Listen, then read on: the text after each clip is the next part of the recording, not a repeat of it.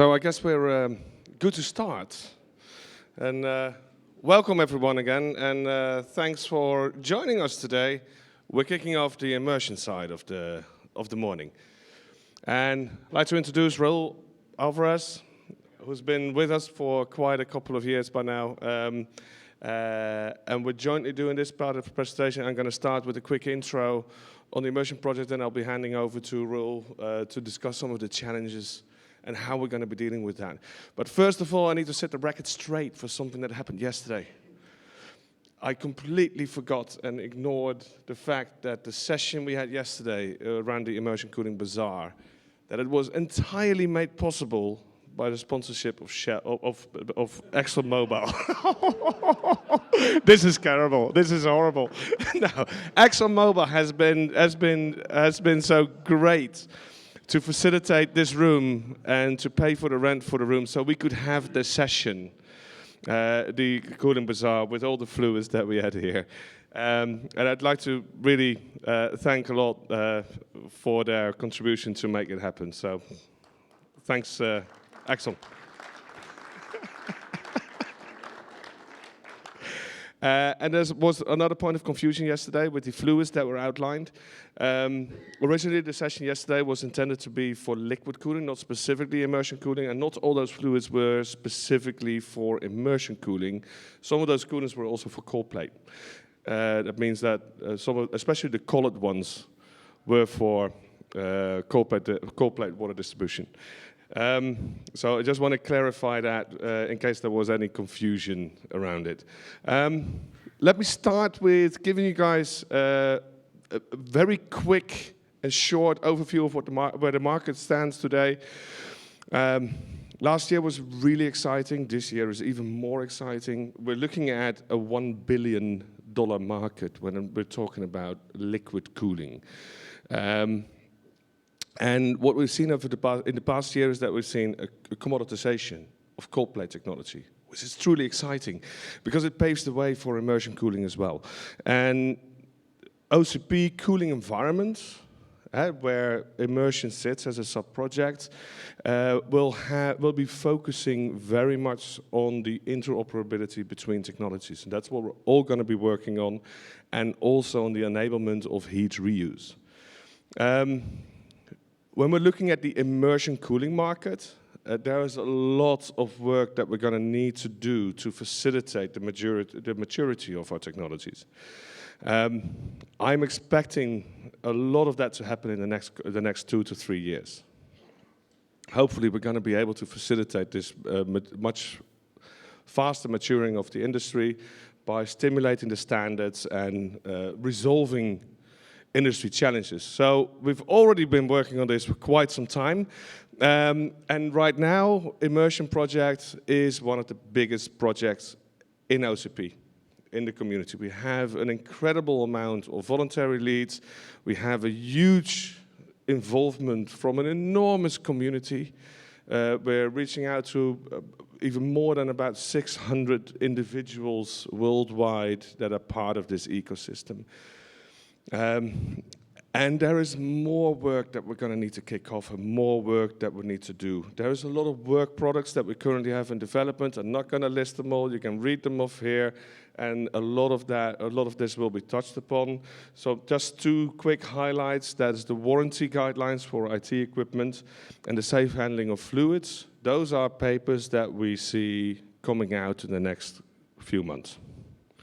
Right, so keep your eyes out for those. And there's more activities that we're going to be planning. But before we can deal with those, we have a daunting exercise ahead with our community and with our leadership. I'm not going to get into details with this because yesterday I spent enough time covering this material. But in the next 2-3 months, we hope to be able to implement this new structure. There's going to be new leadership positions coming in, and we're hoping for volunteers to help us create this organization and help us tackle some of the massive challenges that we are dealing with and that we're going to be tackling with this super community. One very critical aspect in this overview is the ability to identify challenges. Why is immersion not good? Is a really good question that we would like to be able to respond to, because that helps us focus on the elements that need improvement, where we're going to need to focus or work in. And we've had a work stream, the Immersion Challenges, that Raúl has been leading for the past 2 years, I think. And we're changing the way that we're going to be dealing with that work stream, but also with the topic of challenges in general. So I'm going to hand over to Raúl. Please go ahead. Thank you so much. And I'm going to pass that one. There you go. Let's start with questions, because you were talking about why immersion cooling is not good at the moment. But I want to start with another question here. So what we can do to bring maturity to the market, and this is actually this is the focus on the immersion cooling challenges workstream. So let me go back.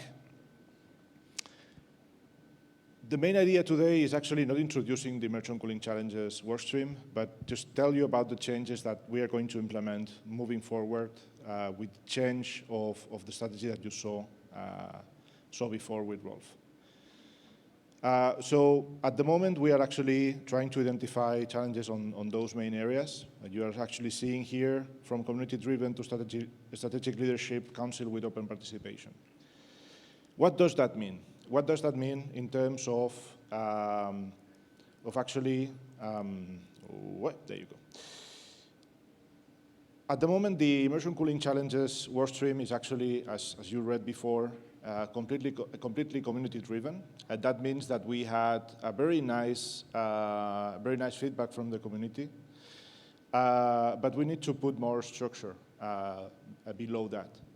So one of the changes that we're going to implement is that this is going to be still community-driven, but it's going to be under a council-driven, a council-based strategic focus group. That would mean that with the feedback not only from the community, but structured by all of the work streams and all of the industry behind immersion cooling, we will have more structured discussions and we will have more structured outcomes from the work stream. And let me go back to the work stream itself and just a bit of overview of what we did. Absolutely great discussions that we had from everybody there. As this is a fundamental incubation work stream, this has spanned great discussions and great challenges identification. And at the same time, we created more work streams to open those discussions, so namely TCO, warranty, and fluid lifecycle management, which was great. But as we are looking to restructure, we believe that all of those changes that we are actually undergoing, 3? I have 6 here, that's fine. Those are going to be great and will give better support, and at the same time we will be supporting the immersion cooling community much, much better than we are doing at the moment. So yeah, that's it from me. That's what I wanted to cover with you guys. And what I have to say is that please scan those QR codes. Join us. I mean, even if we are growing, we are actually looking for new collaborations and new contributions from you. So please subscribe to the mailing lists. Please check with us. I mean, we're going to start overhauling all of the project this summer. But most of the calls are going to still be ongoing. So please check with us, collaborate, and contribute to the effort. Thank you so much.